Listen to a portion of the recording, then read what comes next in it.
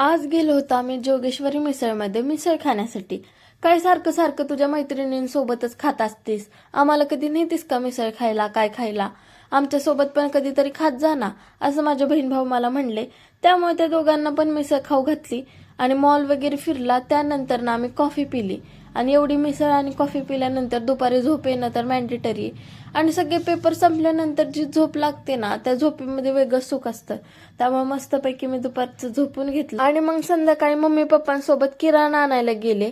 कारण मला खूप खायच्या गोष्टी घ्यायच्या असतात, त्यामुळे मला जाणं गरजेचं असतं. तिथं सगळेजण किराणा घेत होते आणि माझी नाटकं चाललेली.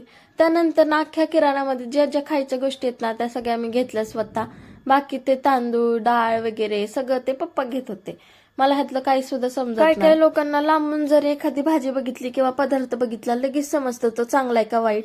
हे लोकांना कसं काय समजतं काय माहिती, मला पण ते समजून घ्यायला शिकायचंय. त्याच्यानंतर मी शेजारच्या काकूंच्या घरी गेले, कारण मी त्यांना एकदा बोललेलं की मला तुमच्या हातची वांग्याची भाजी खूप आवडते.